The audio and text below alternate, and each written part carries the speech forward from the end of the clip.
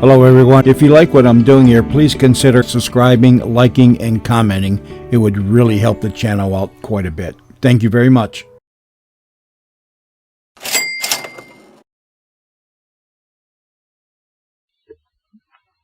Frontier Fighters.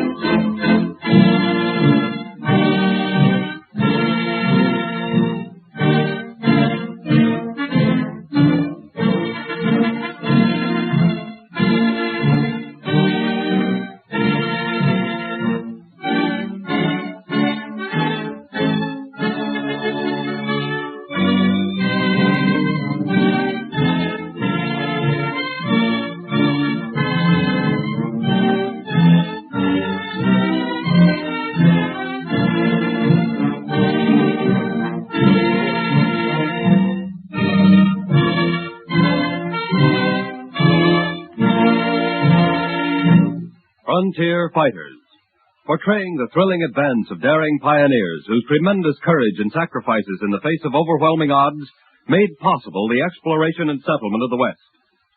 One of the first white men to explore the Black Hills of South Dakota was General Custer. In the year 1874, he set out with engineers, photographers, and geologists.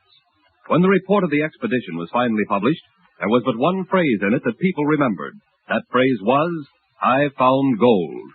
The magic words inflamed the imagination, and in late September of 1874, Thomas Gordon of Sioux City attempted to organize a party of 28, but he met with unexpected opposition.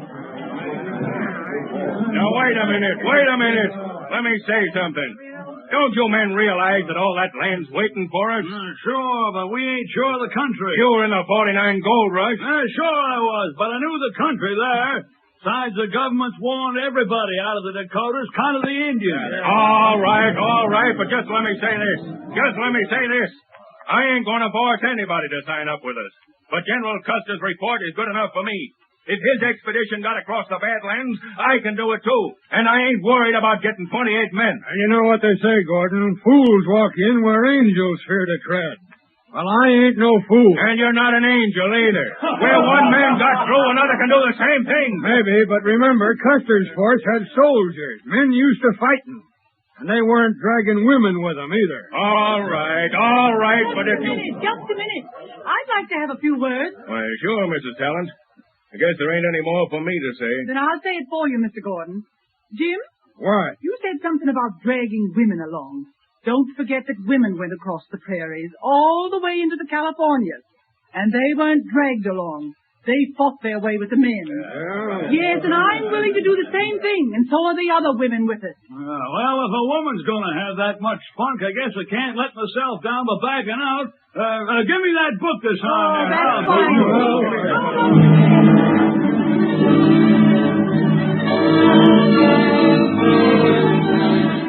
Inspired by the heroic example of Annie D. Talent, the band set out from Sioux City on October 6, 1874. Westward, they headed across a trackless prairie.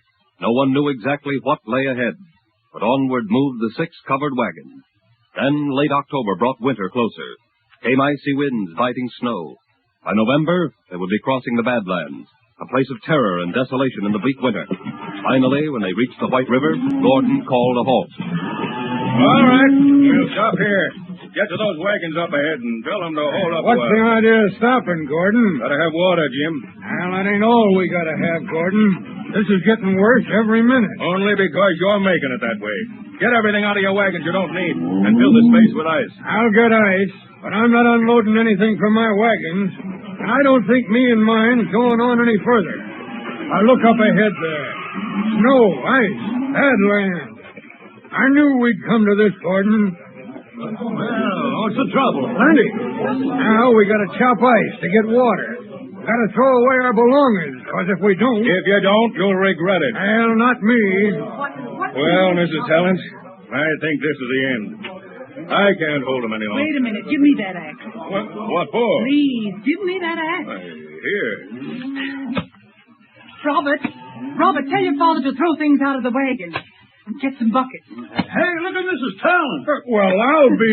And just because you gentlemen decide you don't want water is no reason why my family shouldn't have it. Oh, Annie, what's the idea of telling Robert? Hey, give me that axe. Want to kill yourself? Get yourself one, Dave. Everyone has to help. Well, Jim, looks like a woman has showed you up again. Is that so?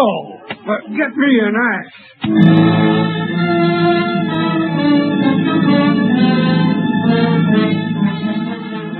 Once more, the dominant courage of Annie Talent held the little band together. The weary, dull November days moved slowly. The Gordon party literally crawled across the badlands of the Dakotas. Every last one except 3 of the party cursed their leader. Those 3 were Annie Talent, her husband Dave, and their little son Robert. December came. The cold grew more bitter. The icy winds cut through even the heaviest of clothing.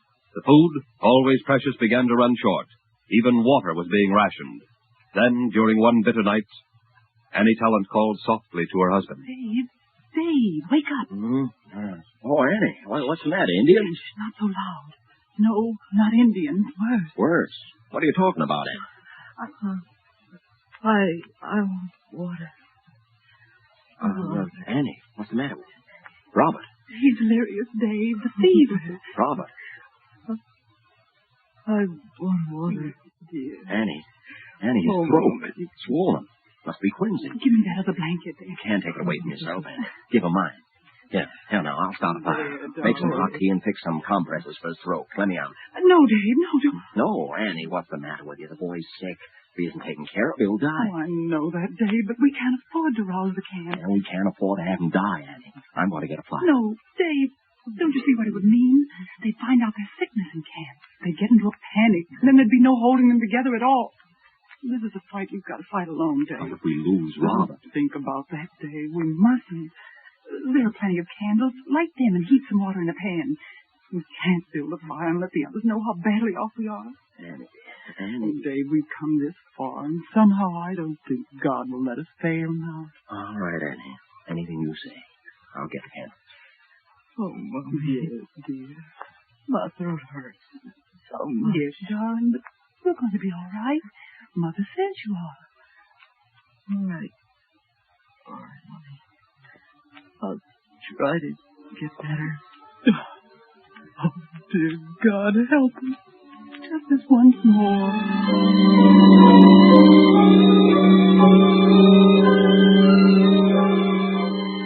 Without alarming the rest of the party, Annie Talent and her husband David struggled through the long night. The boy Robert recovered, while on and on went the band of pioneers, deeper and deeper into the Badlands. The situation grew worse. The faithful oxen, weary of the long trek, grew weak. Their hooves, after days of pounding over ice, snow, and rock, were worn to the quick. Finally, in desperation, the little caravan halted. Well, it ain't no use. These stubborn critters won't move out of their tracks.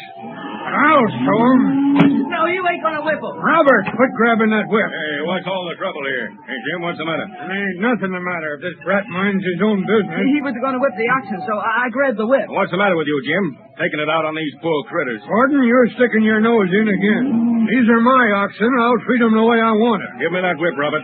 Sure. Hey, that's the only whip I got. And now you ain't got any. Hi, Harry Gordon. We followed you this far, but we ain't going to do it no more. Without oxen, we can't travel. Beating them won't help. Better get back to your wagon, Robert. Yes, sir. Now, all of you, get as much burlap as you can. Tear up old clothes, rags, anything. Wrap it around the feet of your oxen. Go ahead. Dave and I have some burlap we were saving, Mr. Gordon. Anybody's welcome to what we have. Thank you, Mrs. Talent. Seems to me you ought to be the leader of this train, not me. Now go on, you men. Do as I said. If we're going to move, we got to protect our oxen. Hurry up or you'll freeze to death standing there. Go on.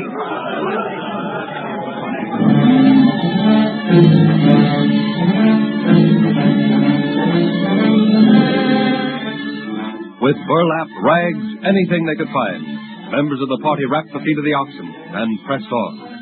More hardships, bitter weather, quarrels, dissension. Then one day, some of the men approached Gordon. There's Gordon now. Hey, Gordon, wait a minute. Well, boys?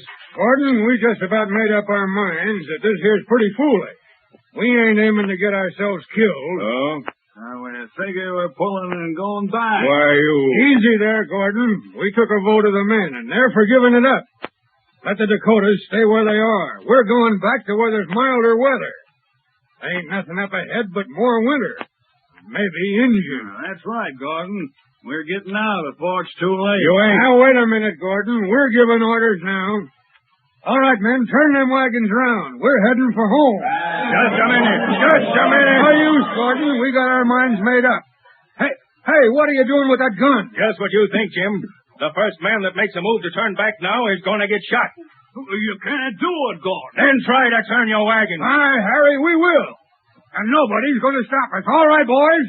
Get them wagons turned. I warn you. No, Gordon, that's not the way. Wait, please, everyone. Mrs. Talent, we listened to you before, but we ain't going to do it no more. Now get out of the way. You've got to listen just this once more, please, for the sake of your wife. Mrs. Talent... Pete, you don't want to go back. Yes, ma'am, I do. But don't you see what you're doing? I see that we're going to die out here if we don't turn back. But you won't die out here. I know it. We've got to go on. Don't you see what would happen if you turned back now? The whole wagon train would be weakened. Those of us who go on would be unable to fight. You who turn back might be set upon by Indians. Oh, my little boy is with me. One night he almost died. We didn't know that. Nobody did but my husband and I. Oh, Jim. The rest of you. It means so much to all of us to keep going. That's why I didn't tell anyone Robert was sick. But you're men willing to go on and fight. Gee, Mrs. Talent, by thunder, I ain't turning back. Oh, I'm with you, Gordon. Not with me, Pete.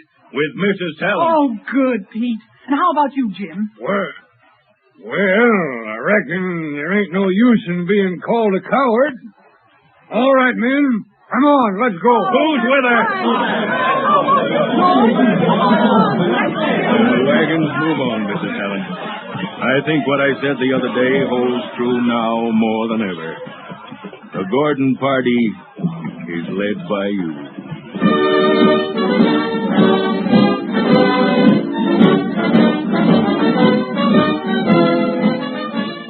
And so, thanks to the magnificent example set by Annie D. Talent, the Gordon party reached its destination. Privation and hardships were still their lot, but courage and the invincible will of a woman held them together until their goal was reached. Annie Talent was the first white woman to set foot in the Dakotas. She mined something far more precious than gold. She brought education and civic pride into a once bleak country. Today there is a statue erected to the memory of a gallant woman, Annie D. Talent, a true frontier fighter.